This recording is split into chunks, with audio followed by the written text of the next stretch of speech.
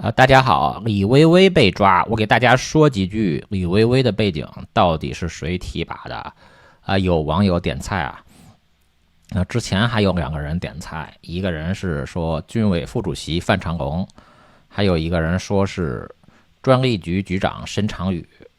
我拖着没有说，争取这2天把这个作业都交了。那要说湖南可以先简单的说一下湖南省委书记的背景。先说2句习近平吧。习近平会见东帝汶和意大利总理，都给声音出来了，是央视特意剪辑的。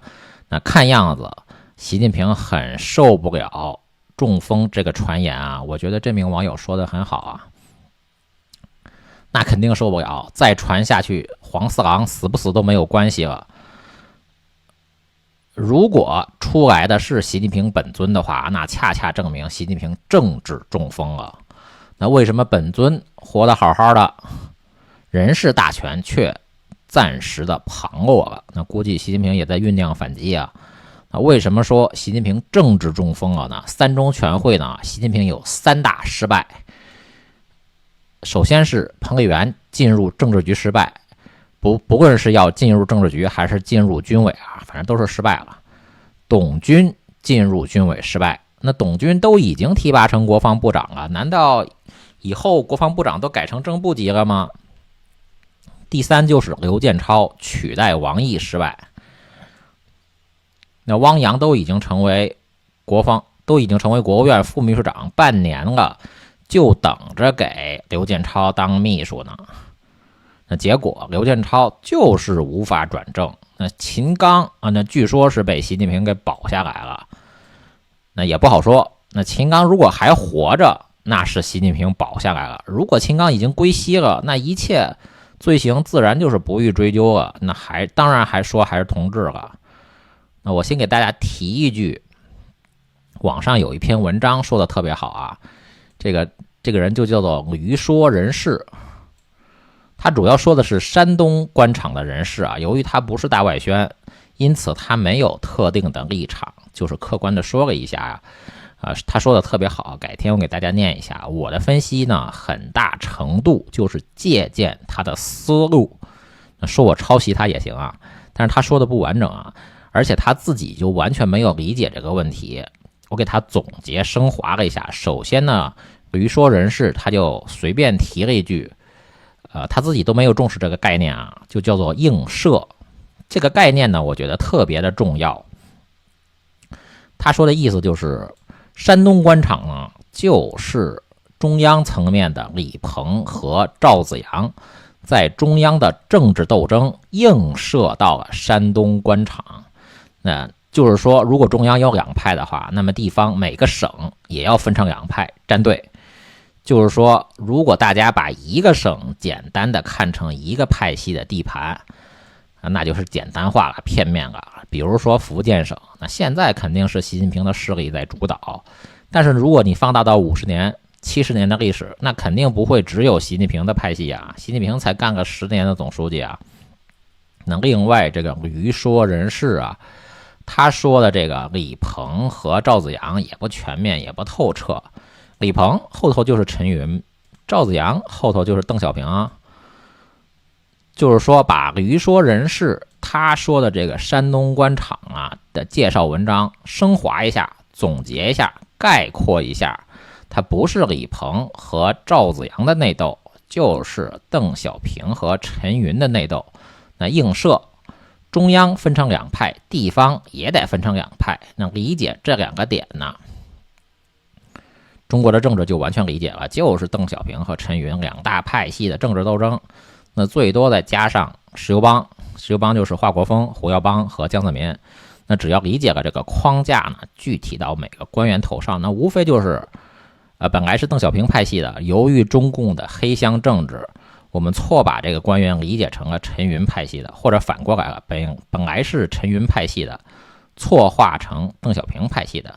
但是只要掌握了这个框架，错误的分析它不会影响对整个中国政治的理解。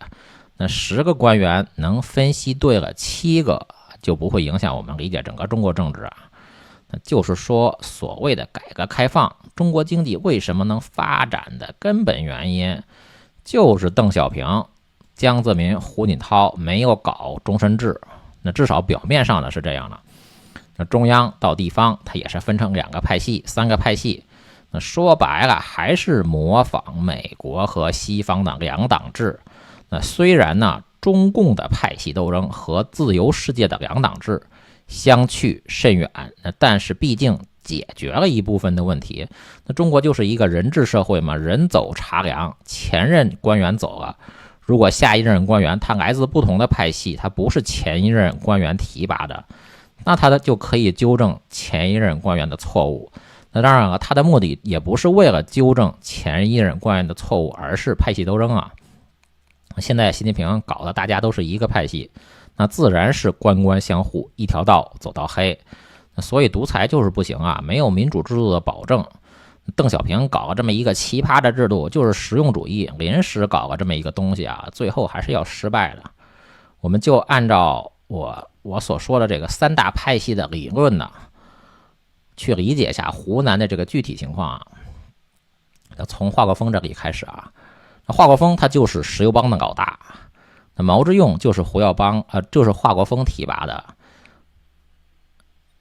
网上有个文章的标题就叫做毛之用退休后养鸡曾经给江泽民送鸡蛋。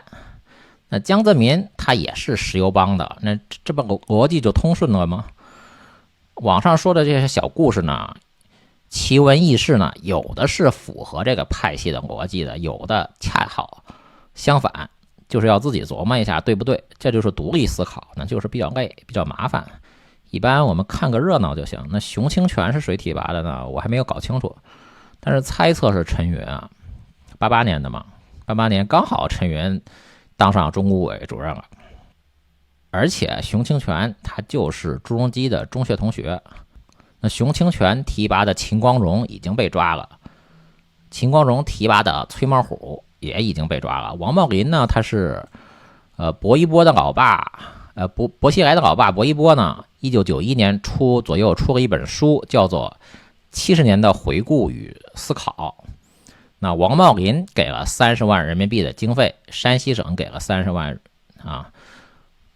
那薄一波到底是哪个派系的呢？薄一波他自己说的说，邓小平当中顾委主任的时候，我就听邓小平的；陈云当中顾委主任的时候，我就听陈云的。那就看大家怎么理解了。但是有一点啊，薄熙来虽然把他老爸薄一波的肋骨打断了3根，这个故事也不知道是真的还是假的。那不管怎么样，薄一波和薄熙来肯定是一个派系的。那如果说薄一波和薄熙来都不是一个派系的，那就太不靠谱了。而且这个薄熙来和习近平就是一路人啊，薄熙来搞唱红打黑，习近平他也搞唱红打黑，枫桥经验。薄熙来的路线和习近平的路线不是一模一样吗？薄熙来怎么就成为习近平的政敌了？证据是什么呢？那薄熙来唱红打黑，习近平不是去重庆亲自支持了吗？那薄熙来一个政治局委员，连常委都不是，他有什么资格和习近平争啊？这不就是反常识吗？只有进入决赛的人才能争夺冠军。薄熙来连常委都不是，只是一个8强选手。那常委7个人嘛，薄熙来连8强选手都不是，只是一个16强选手。那就说薄熙来要和习近平争夺大位，这太扯淡了。只有总理才有资格，2把手才有资格和总书记1把手争夺大位。那先进了决赛才能争夺冠军。那薄熙来还没有进常委呢，就算他进了常委，也就是个政法委书记，和总书记还差着10万8千里呢。那凭什么和习近平争夺大位？薄熙来和习近平明明就是一家子，一个派系的。这个杨振武呢，反正不是毛之用提拔的，就是熊清泉提拔的，我还没有搞清楚啊。但是毛之用和熊清泉是2个派系的。那张春贤呢，我不清楚。周强是肖扬的秘书，肖扬在广东清远是习仲勋的下属。徐守胜呢的猜还是陈云派系的。1990年、1991年2年呢，徐守胜在江苏被提拔成正处副局级。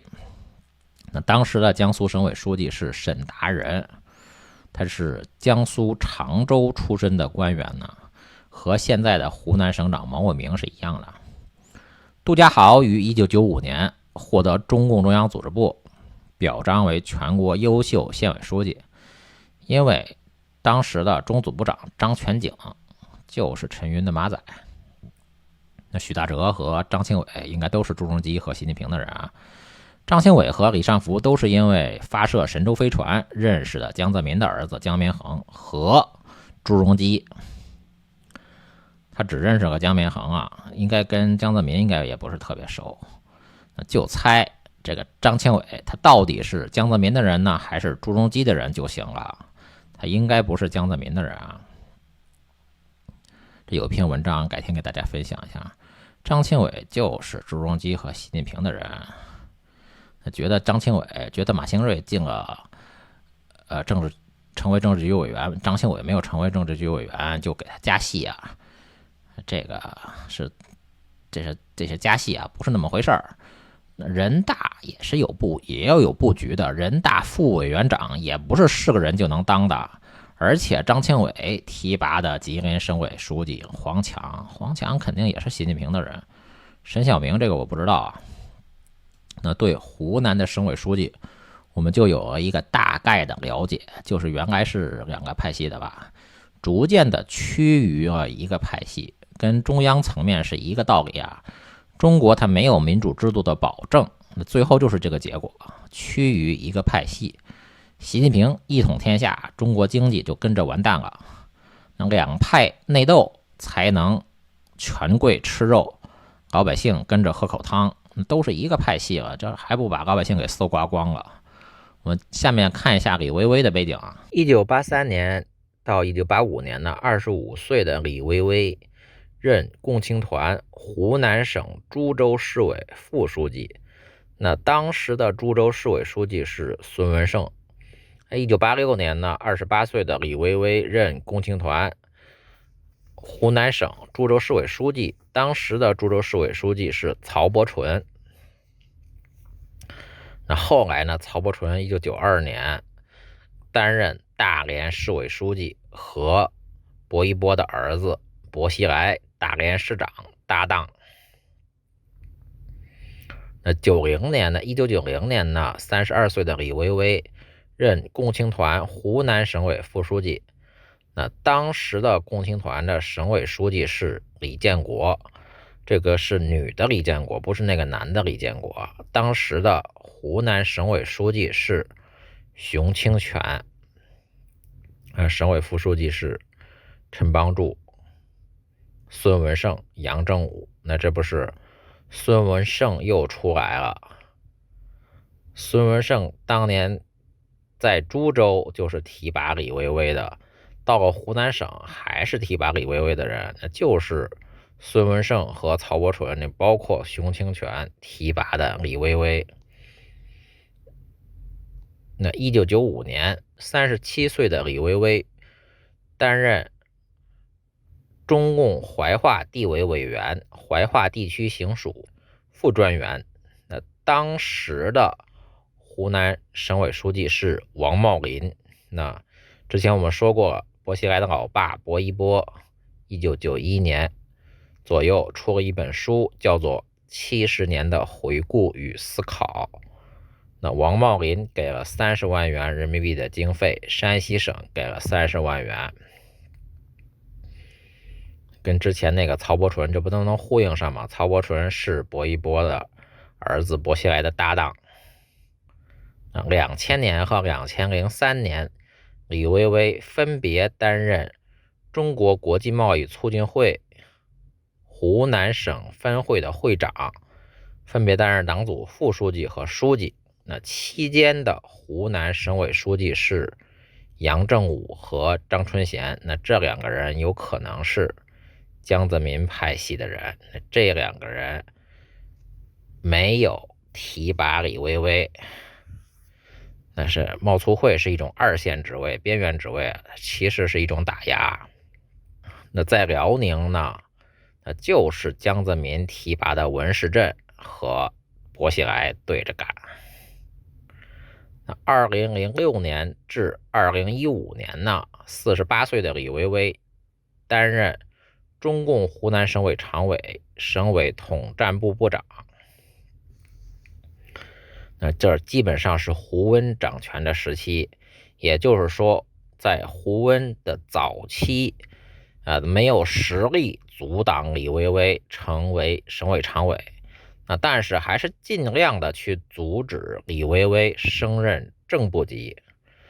李维维升任政法委书记、升任正部级是在习近平成为总书记的第3年、第4年，也就是习近平逐渐掌权之后呢，那习近平刚上台的第1年、第2年，那肯定是还没有完全掌权嘛，还是胡温说了算。那孙文胜呢，是在株洲冶炼厂，是陈云的马仔，当时的冶金工业部的李东野提拔的。那冶金工业部的第1任部长王鹤寿是陈云的政治秘书。那第2任部长吕东也是陈云的马仔。那冶金工业部还有一个副部长袁宝华，吕东和袁宝华提拔的朱镕基。那这是朱镕基给吕东写的纪念文章里，那是朱镕基自己写的。孙文胜所在的株洲冶炼厂，那现在属于五矿集团。五矿集团呢，被香港一周刊的老板黎智英曝光，那已经通过资本运作，那本来是国企，现在变成了朱镕基女婿梁清的私人财产。朱镕基因为黎智英曝光了自己女婿梁清的贪腐行为，那为了报复黎智英，把黎智英给抓了。这个李东野呢，原名叫做令狐俊文，他姓令狐，不姓李。李东野的儿子令狐安呢，担任云南省委书记的时期呢，秦光荣担任云南的政法委书记。那秦光荣曾经陪薄熙来在云南喂鸽子。令狐安曾经是罗干的秘书，罗干是陈云的马仔李鹏的亲信。黄光裕的后台就是罗干，罗干是胡锦涛最恨的人啊。令狐安的秘书就是现在的西藏书记王军正。那曹伯纯担任大连市委书记是在1996年的6月，当时薄一波还是中顾委的第1副主任，陈云是中顾委的主任。那陈云的马仔吕东担任第3机械工业部部长期间提拔的国营331厂的曹伯纯。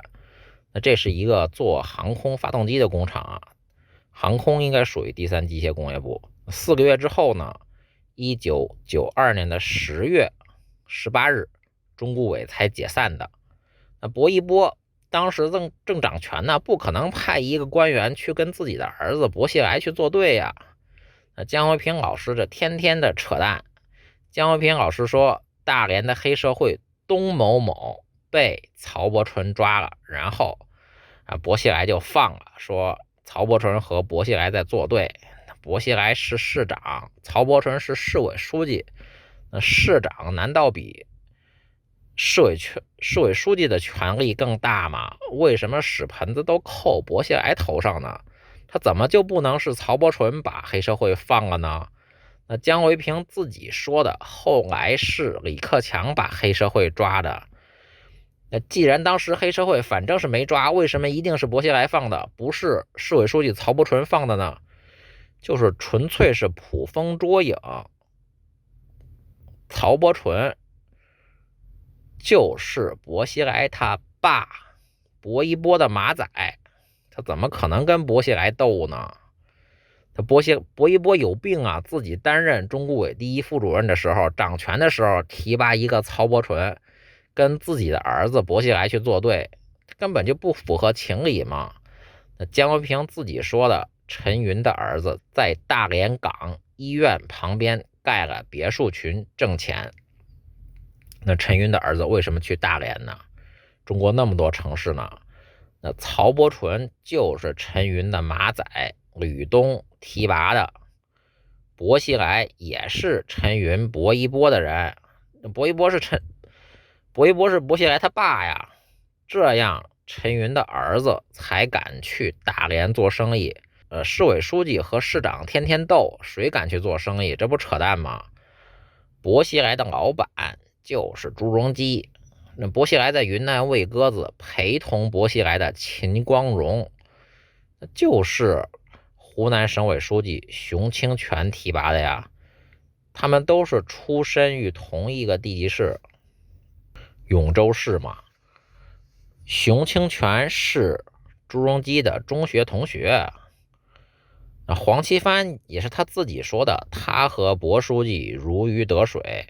黄奇帆就是朱镕基的马仔，难道别人能比黄奇帆更了解薄熙来吗？有人洗地说是黄奇帆是吴邦国的人，吴邦国也是陈云的马仔啊。吴邦国是在黄菊前面担任的上海市委书记，那当时就是陈云提拔的吴邦国呀。黄菊是在陈云成为植物人之后担任的上海市委书记。那吴邦国亲自把中旅和武矿抢劫给了朱镕基的女婿梁清。这个是青海的副省长马建堂说的，马建堂就是当时的当事人。这都是第一手的材料。朱镕基是陈云的马仔吕东和袁宝华提拔的，这是朱镕基自己说的。好的，谢谢大家。